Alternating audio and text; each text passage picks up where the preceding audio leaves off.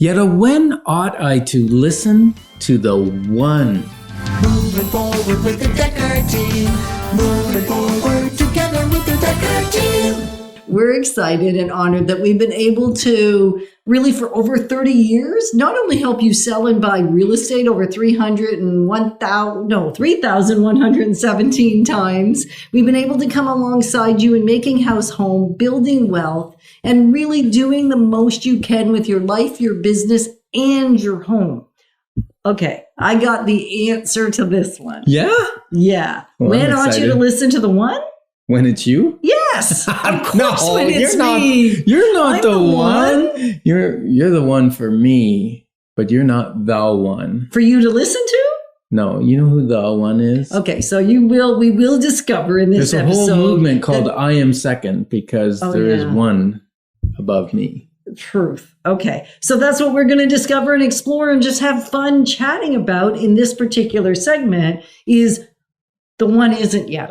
She kind of knew that, but I want to be the one sometimes. Yeah, so this really connects together with the 3 and the 503, and now how do we become obedient to the one, Right.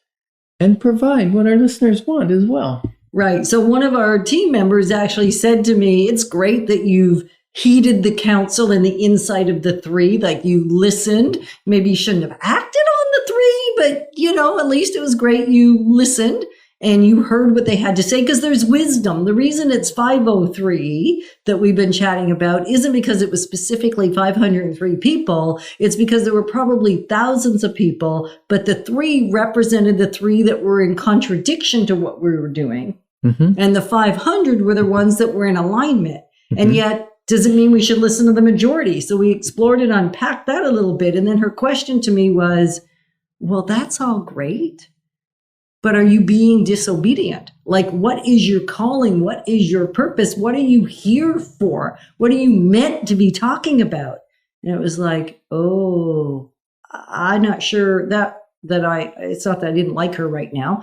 So I wasn't sure I liked the question, and it was rather confronting because we had gone with what felt like what we ought to be doing. And even when we were thinking of shifting it, it was still about what ought we to be doing based on the 500. Yeah. Rather than what are we meant for? Yeah. So it's easy to get confused. Yeah. When some people are saying one thing, others are saying another thing, and your little voice from inside, and maybe it's your calling, maybe it's just your fear talking, maybe it's something else talking, or maybe it's God giving you a little hint that he wants you to go in a slightly different direction, which is always fun, right? Listening for that. Well, it is. And maybe you, like us, have sometimes been confused about what to listen to. And what we did end up needing to do was to sit in the quiet.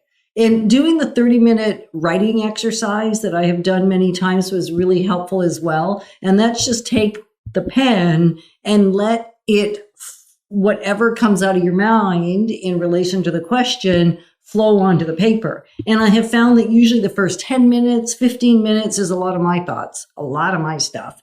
And sometimes it's, I don't know what to write, but the trick is not to let the pen stop writing. And as you get down into the last 5, 10, 15 minutes, often it's no longer you writing, it's actually divine direction that's writing and moving your pen along. And when I reread that part, it's like, oh, now I see that we've been walking in disobedience. And I know why I was doing it. So talk about that a little bit more, because I'm a little lost, and I'm sure somebody else might be. So for you ask yourself a question, and then for 30 minutes, you write what you think the answer might be. Yeah, but you don't stop writing. You got to keep your pen moving the entire 30 minutes, even if you're writing. I don't know what the answer is. I'm not sure. I think maybe the sky is not really blue. It's more purpley today. And I'm trying to stay either with the question, not in your surroundings. No. Okay, so I was messing up. Okay, that's good to know because through trial and error. Right. So I was staying with the question, and if I didn't know what to write, I could write that I don't know what to write. I'm confused. Would you write that over and over again? No. I try not to, because the intention is to let flow what is really there. So I'm saying, what is it I should be listening to right now? What do I not know that I really know? Or what am I pretending not to know I might write down? Good. That's good. That's good. Yeah. And then all of a sudden, I know something I didn't know. So one of the things I discovered is that the reason I was happy to remove them onto 2 separate YouTube channels was because on the Double Decker Life YouTube channel, there's not a large following. So if people are in opposition to what we're saying, because I still had the 3 voices that I made it sound like they were 3,000 voices, not 3, then nobody would really see it anyway. So I wasn't really risking anything. So yeah, Yetta Decker was hiding. Okay, so let me explain that one too, because she's talking honestly, but it's kind of hard to track. Just actually, it's easy for me to track because I know what she's talking about because I have the inside track. We actually opened a second YouTube channel. So we had the Decker Team YouTube channel where it was primarily real estate information and on that. Real estate investing and building wealth. And then you real created another YouTube channel called Double Decker Life. Right. And that's where we recorded and stored more of the life type shows.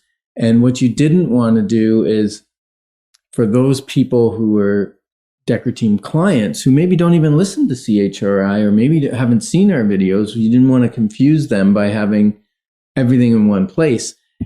And that's where you were being disobedient to the calling. So were you. Yeah.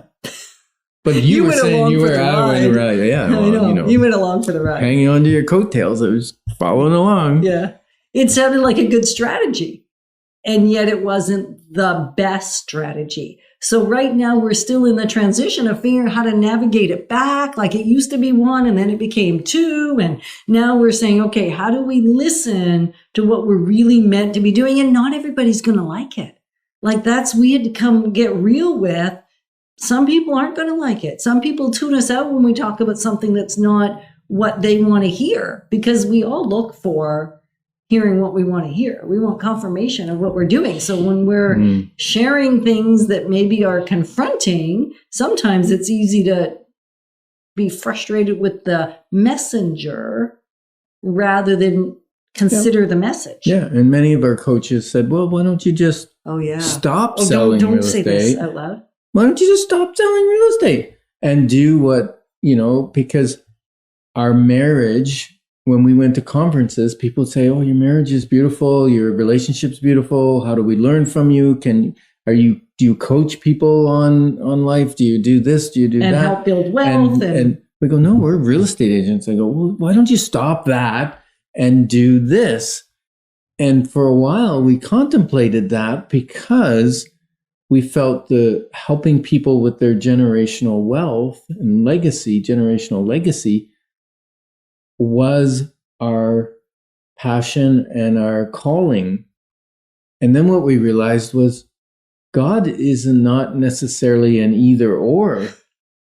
He's an and both sometimes. So why can't we do both? Why can't we help you with your real estate transaction and help you with living in the space and getting the most out of it? So that was a tough question. And she really said, I don't see how you can separate them. Like that was the bottom line comment. And I went, why are we separating them? So thank you. And we are honored that we can be your advocates on life and the journey of real estate.